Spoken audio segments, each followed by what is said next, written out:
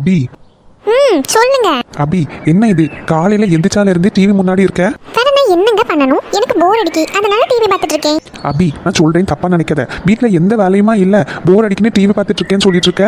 அம்மா எவ்வளவு நேரமா கிச்சன்ல தனியா வேலை பார்த்துட்டு இருக்காங்கன்னு தெரியுமா? விக்ரம், அவங்கள யாரு தனியா வேலை பார்க்க சொன்னாங்க? சர்வெண்ட் யாரையாவது கூப்பிட்டுருக்கலாம்.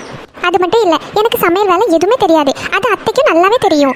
அபி, ஒரு விஷயம் நல்லா புரிஞ்சுக்க. எங்க வீட்டுல சமையல் வேலையெல்லாம் எங்க அம்மா தான் பார்ப்பாங்க. இப்போ நீ வந்திருக்க, நீயும் அம்மா கூட சேர்ந்து ஹெல்ப் பண்ணு. எல்லா வேலையும் ஒன்னையே பார்க்கணும்னு சொல்லல. சர்வெண்ட் எல்லாம் வீடு கிளீன் பண்றது, கிச்சன் கிளீன் பண்றது, பாத்ரூம் கிளீன் பண்றது, இதுக்கு தான் கூப்பிடுவோம். சமையல் வேலை பார்க்கறதுக்கெல்லாம் எங்க அம்மா சர்வெண்ட் கூப்பிட மாட்டாங்க. இங்க பாருங்க, எனக்கு இந்த மாதிரி வேலையெல்லாம் பண்ணி பழக்கமே கிடையாது. எங்க வீட்டுல நான் இந்த மாதிரி வேலையெல்லாம் பண்ணவும் மாட்டேன். அதனால ப்ளீஸ் என்ன டிஸ்டர்ப் பண்ணாதீங்க. அபி, கல்யாணம் முடிஞ்சு ஒரு நாள் தான் முழுசா ஆயிருக்கு. அவங்க ரொம்ப டயர்டா இருக்காங்க. அட்லீஸ்ட் நீ வந்து வெஜிடபிள்ஸ் கட் பண்றது, கொஞ்சம் க்ளீன் பண்றது, இதெல்லாம் நீ பண்ணலாம். ஓ, வாட் யூ மீன் விக்ரம்?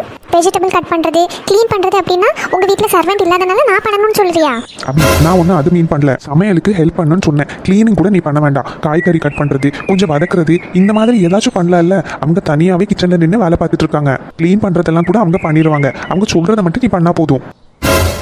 இங்க பாருங்க, அவங்க சொல்றது, அவங்க கொடுக்குற இன்ஸ்ட்ரக்ஷன் படியெல்லாம் என்னால நடக்க முடியாது. இந்த வீட்ல என்ன கல்யாணம் பண்ணி கொடுத்தது உங்களுக்காக தான். இந்த வீட்ல இருக்கிற எல்லாரோட வேலையும் சேர்த்து செய்யறதுக்கு கிடையாது.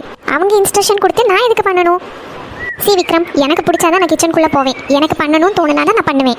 அபி, ரொம்ப அதிகமா பேசுற நீ. இங்க பாருங்க, நான் இப்படிதான் நான் இருப்பேன். யாருக்காகவும் நான் என்ன மாத்திக்க மாட்டேன். எனக்கா தோணுனா நான் குக்கிங் பண்ணுவேன். அப்படி இல்லைன்னா என்ன அப்படியே விட்டுருங்க. எங்க வீட்டுல என்ன இப்படி யாரும் ஃபோர்ஸ் பண்ணவே மாட்டாங்க. இங்கேயும் இப்படிதான் இருக்கும்னு நினைச்சுதான் நான் வந்தேன். என்னை ஃபோர்ஸ் பண்ணி ஏதாச்சும் வேலை பண்ண வைக்கலாம்னு நினைச்சீங்க, அப்புறம் நான் மனுஷியாவே இருக்க மாட்டேன். ஏற்கனவே உங்க மேல நான் செம்ம காண்டில இருக்கேன். போயிருங்க விக்ரம். ஐயோ, 2 பேரும் சண்டை போட்டுட்டுல இருக்காத. அபி, டேய் தம்பி. மா, நீ எதுக்குமா இங்க வந்த? என்னையா சண்டையா போட்டுட்டு இருக்க? நான் தான் உன்கிட்ட சொல்ல தானே செஞ்சேன், நானே எல்லா வேலையும் பண்ணிக்கிடுவேன் அப்படின்னு. அம்மா, என்னம்மா இது திமிரு பிடிச்ச பேச்சு? கொஞ்சம் ஹெல்ப் பண்ணு அப்படின்னு தானே சொன்னேன். அவ என்னமோ கிச்சன் பக்கமே போகாத மாதிரி பெரிய இவ மாதிரி சீன் போட்டுட்டு இருக்கா. விக்ரம், வார்த்தையை அளந்து பேசுங்க. நீ எப்படி பேசுனியா? விக்ரம், சும்மா இருடா. நம்ம வீட்டுக்கு வந்த பிள்ளை நம்ம கஷ்டப்படுத்த கூடாது. என்னம்மா கஷ்டப்படுத்திட்டோம்? நம்ம உனக்கு கூட மாட கொஞ்சம் வேலை பண்ணுன்னு சொன்னேன். அது என்ன அவ்வளவு பெரிய தப்பா? அவளுக்கு கொஞ்சம் டைம் கொடுடா. எல்லாமே மெதுவா அவ கத்துக்குவா. வீட்டுல எந்த வேலையும் பண்ணாம வெளியூர்ல போய் படிச்சுட்டு வந்த பிள்ளை. அவளுக்கு எதுவுமே தெரியாது. கொஞ்சம் கொஞ்சமா ஒரு விஷயம் அவ கத்துக்குவா. கத்துக்கிறதுக்கு தான் உங்க கூட வந்து நிக்க சொன்னேன். அவ பார்த்தா ஓவரா பேசிட்டு இருக்கா. அபி, உன்னால எங்க அம்மாக்கு ஹெல்ப் பண்ண முடியுமா? இல்ல நீ இப்படியே தான் இருக்க போறியா? என்னால யாருக்கும் இப்போதைக்கு ஹெல்ப் பண்ண முடியாது. அபி, நீ எதுவும் தப்பா நினைச்சுக்காதமா. அவ ஏதோ கோவத்துல இருக்கா. ஓ, என்ன ஆன்ட்டி, பின்னாடி இருந்து பையனை இலக்கி விட்டுட்டு இப்ப இங்க வந்து எதுவுமே தெரியாத மாதிரி நடிச்சிட்டு இருக்கீங்க. அபி, வாழ்க்கையை அளந்து பேசு. நீ என்ன பேசினாலும் நான் கேட்டுட்டு நிப்பேன்னு நினைக்காத. இங்க பாரு, எங்க அம்மா பத்தி பேசாத, எனக்கு கோவம் வரும். என்ன, நான் உண்மையை தானே சொன்னேன். ஐயோ, சண்டை வேற பெருசாயிட்டே இருக்கு. டேய், நீ அது சும்மா இருடா. பின்ன கல்யாணம் ஆகி ஒரு நாள் கூட முழுசா ஆகல, அதுக்குள்ள இந்த வீட்டு வேலைக்காரியா மாத்திடலாம் நினைச்சிட்டு இருக்கீங்களோ? ஐயோ அபி, நீ அது கொஞ்சம் நிப்பாட்டுமா. நான் உன்னை கூப்பிடல. நான் தனியா கிச்சன்ல வேலை பார்த்துட்டு இருந்தோம்ல. இன்னைக்கு சர்வெண்ட் வேற யாருமே வரல. அதனாலதான் அவன் அப்படி வந்து பேசிட்டாமா. மற்றபடி நானும் அவனை அனுப்பி விடல. நீ வேலைக்கு வரவும் வேண்டாம். நீ இங்கே இருந்துக்க. உனக்கும் டயர்டா இருக்கும். நான் அவன்கிட்ட அப்படிதான் சொன்னேன் பத்துக்க. டேய், உன்கிட்ட அப்படிதானே சொன்னேன். எங்க அம்மா அப்படிதான் சொல்லி அனுப்புனாங்க. நான் தான் உன்னை வந்து கூப்பிட்டேன். ஆனா நீ தேவையில்லாம அவங்கள பத்தி பேசிட்டல. அவங்க உன்னை அனுப்பி விட்டதுனாலதான் பின்னாடியே வந்திருக்காங்க. ஐயோ, இந்த பிள்ளை என்ன இப்படி பேசிட்டு இருக்கு? ஏமா அப்படியெல்லாம் ஒன்றும் கிடையாதுமா. நீ வேலையே பார்க்க வேண்டாம். நீ இதுலயே இருந்து டிவி பாரு. உனக்கா எப்ப தோணுதோ அப்ப வந்து நீ வேலை பார்த்தா போறோம். டேய் விக்ரம், வாடா உள்ள. அம்மா, நீ சும்மா இருமா. இன்னைக்கு இவள என்ன பண்ண போறேன்னு பாரு. டேய், நான் சொன்ன கேப்பியா மாட்டியா? உள்ள வா. உனக்கு ஆஃபீஸ் போகணும் தானே சொல்லிட்டு இருந்தேன். சாப்பாடு ரெடி ஆயிடுச்சு. வா, வந்து சாப்பிட்டு நீ ஆஃபீஸ் கிளம்பு. அப்படியே என்ன எங்க வீட்டுல டிராப் பண்ணிட்டு போங்க. இது டிராப் பண்றதா? வேணும்னா ஆட்டோ பிடிச்சு போ, இல்லன்னா இங்கேயே கடை. டேய் விக்ரம், இப்ப உங்களுக்கு சந்தோஷமா? என்னம்மா இப்படி எல்லாம் பேசுக? நீங்க சொல்லி அனுப்புனதுனாலதான் அவங்க என்கிட்ட வந்து இப்படி கோவப்படுறாங்க. நேத்து வரைக்கும் நான் என்ன சொல்றேனோ அதையே கேட்டு நடந்தவங்க கல்யாணம் முடிச்சதோடி அப்படியே மாறிட்டாங்கன்னா அதுக்கு நீங்க தான் காரணம்.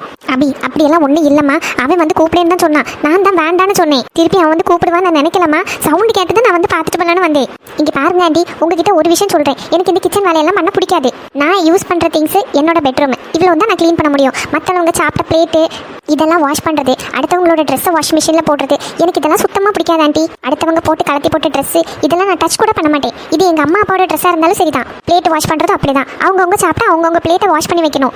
இந்த வீட்டில் அதெல்லாம் பழக்கம் இல்லையம்மா. எல்லாரும் வேலைக்கு போகக்கூடியவங்க.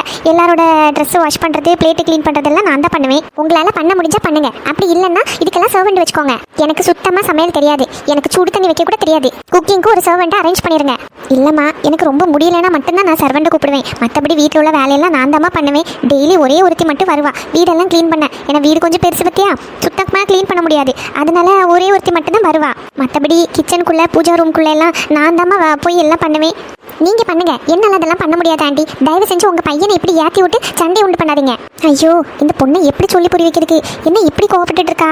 சரிம்மா, பொண்ணுக்கு வேலை தான் பண்ண தெரியாதுன்னு அவ பெரிய இவ மாதிரி பேசினா, சரி போக போக கத்துக்குவான்னு பார்த்தா என்ன இது வாய் இவ்வளவு நீளம் போயிட்டு இருக்கு. முதவே தெரிஞ்சிருந்தா இவ்வளவு நம்ம வீட்டு மருமகளா கூட்டிட்டே வந்திருக்க மாட்டேனே. என்ன பேச்சு பேசுகா, சே நம்ம தான் ஏமாந்துட்டோம் போல இருக்கு. தெரியாமல இவ்வளவு நம்ம பையனுக்கு கட்டி வச்சு அவனை கஷ்டப்படுத்திட்டோம். ஒரு வேலையும் செஞ்சு தரலனாலும் பிரச்சனை கிடையாது, வாய் என்ன பேச்சு பேசுகா. இவ்வளவு வச்சு எப்படி காலத்தை ஓட்ட போறோம் தெரியலையே. சீ, நம்ம வீட்டில் இருந்திருக்கலாம், நிம்மதியாவாச்சும் இருந்திருக்கும். கல்யாணம் ஒரு கேடு. கல்யாணத்தை பண்ணி இங்கே வந்து என்னத்தை கண்டோம்? நேற்று நைட்டு அவன் தம்பிக்காரனுக்கு பிரச்சனைன்ட்டு வெளியே கிளம்பி போயிட்டான். காலையில் பார்த்தா அம்மாக்கு சமையலுக்கு ஹெல்ப் பண்ணலன்னு ஓவரா சீன் போட்டுட்டு இருக்கா. வீட்டுக்கு ஃபோன் பண்ணி டிரைவர் கிட்ட கார் எடுத்துட்டு வர சொல்லணும். வீட்டுக்கு போய் கொஞ்ச நாள் நின்றுட்டு வந்தால் தான் சரியாகும்.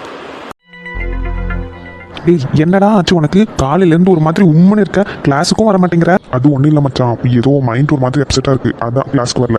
ஐயோ, இவன் வேற இங்க நிக்கிறானே. இந்த காவியா பிள்ளை வேற கேண்டீனுக்கு போனா வாரேன்னு வாஷ்ரூம் போயாச்சு. இவன் எனக்காண்டியே வெயிட் பண்ணி நிக்கிற மாதிரி இருக்கு. இவன் கிட்ட பேசவே கூடாதுன்னு நினைச்சிட்டு இருக்கேன். மச்சான், சத்யா நிற்கிறாடா. சத்யா, டேய் மூஞ்ச பார்த்தா கோவமா இருக்க மாதிரி இருக்கு, நீயே சமாளிச்சுக்க, நான் வரேன், பாய். டேய் விட்டுட்டு போகாத, பேசாம நின்று. நீயாச்சு உன் ஆளாச்சு, நான் போறேன். அஜிச்சோ, விட்டுட்டு ஓடிட்டானே, இவ வேற கோவமா இருக்கா. சத்யா, என்ன சத்யாவுக்கு? செம்ம கடுப்புல இருக்கா போல இருக்கு. சாரி சத்யா, நீ என் மேல கோவமா இருக்கியா? ஐயோ, நாங்கெல்லாம் யாரு உங்ககிட்ட கோவப்படுறதுக்கு? நான் உங்களுக்கு யாரும் கிடையாது, நீங்களும் எனக்கு யாரும் கிடையாது. அப்புறம் நான் எதுக்கு கோவப்படணும்? இல்லம்மா, அது வந்து நீ கோயம்புத்தூர் போயிருந்தப்போ அன்னைக்கு நான் ஃபோனு சடனாக கட் பண்ண வேண்டிய ஒரு சுச்சுவேஷன் ஆயிடுச்சு. அப்புறமா நான் கால் மெசேஜ் எதுவுமே பண்ணல, அதனால நீ கோவமா இருக்கேன்னு நினைக்கேன். நீங்க கால் மெசேஜ் பண்ணலன்னா நான் எதுக்கு கோவமா இருக்கணும்? இல்ல சத்யா, அன்னைக்கு நீ பேசுனது எனக்கு ஒரு மாதிரி ஹர்ட் ஆயிடுச்சு. என்ன பேசுனேன்? நான் என்ன பேசுனேன்னு எனக்கு ஞாபகமே இல்லை. இல்ல, உன்னோட மேரேஜ் பத்தி, நீ மேரேஜ்க்கு ஓகே பண்ணிட்ட அப்படின்னு சடனா அப்படி சொன்னியா, அதான் எனக்கு ஒரு மாதிரி ஹர்ட் ஆயிடுச்சு. அதனால தான் நான் கால் பண்ணல, சாரிமா.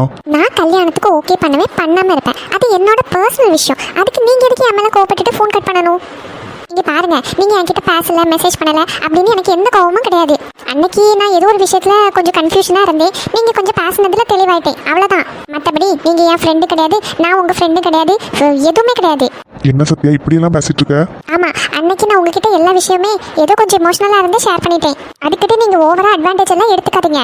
ஃபோன் நம்பர் எல்லாம் கூட அதான் நான் பண்ண பெரிய தப்பு. உங்களை பத்தி தெரிஞ்சுக்காம நான் ஃபோன் நம்பர் கொடுத்தது நான் பண்ண பெரிய தப்பு. தயவு செஞ்சு இனிமே எனக்கு மெசேஜ் கால் எதுவுமே பண்ணாதீங்க. சத்யா, நீ எனக்கு ஒரு நல்ல ஃப்ரெண்டுன்னு நான் நினைச்சேன். அதனால தான் அன்னைக்கு நீ அப்படியே ஹர்ட் ஆகி பேசும்போது நான் உனக்கு சப்போர்ட் பண்ணி பேசினேன். நல்ல ஃப்ரெண்டு தான் இப்படி பண்ண மாட்டாங்க. அன்னைக்கு நான் கல்யாணம் பண்ணிக்க போறேன்னு சும்மா விளையாட்டுக்கு தான் சொன்னேன். அதுக்கு நீங்க கோவப்பட வேண்டிய அவசியம் என்ன இருக்கு? இல்ல, உனக்கு கல்யாணத்துல விருப்பம் இல்லைன்னு எல்லாம் சொல்லிட்டு இருந்தியா, திடீர்னு அப்படி சொன்னதும் எனக்கு ஒரு மாதிரி ஆயிடுச்சு. அதுதான் கேட்டுட்டு இருக்கேன், உங்களுக்கு எதுக்கு அப்படி ஆகணும்? அது வந்து சத்யா, சொல்லுங்க, உங்களுக்கு நான் கல்யாணம் பண்ணிக்கிட்டா என்ன பிரச்சனை? சத்யா, நம்ம பேசி கொஞ்ச நாள் தான் இருக்கும். உனக்கு என்னை பத்தி அந்த அளவுக்கு எதுவுமே தெரியாது, ஆனா நான் உன்னை பத்தி நிறைய விஷயம் தெரிஞ்சுக்கிட்டேன். நமக்கு ரொம்ப பிடிச்சவங்கள பத்தி நம்ம நிறைய விஷயம் தெரிஞ்சுக்கணும்னு நினைப்போம். அந்த மாதிரி தான் நான் உன்னை பத்தி நிறைய விஷயம் தெரிஞ்சுக்கிட்டேன். எனக்கு புரியல. நான் ஸ்ட்ரெயிட்டாவே சொல்றேன் சத்யா, எனக்கு உன்னை ரொம்ப பிடிக்கும். ஆமா சத்யா, அதனால தான் நீ கல்யாணம் பண்ணிக்க போறேன்னு சொன்னதும் எனக்கு ஒரு மாதிரி கோவம், ஒரு மாதிரி ஹர்ட் ஆயிடுச்சு. சாரிம்மா. நீங்க என்ன சொல்ல வரீங்கன்னு எனக்கு தெளிவா புரியுது.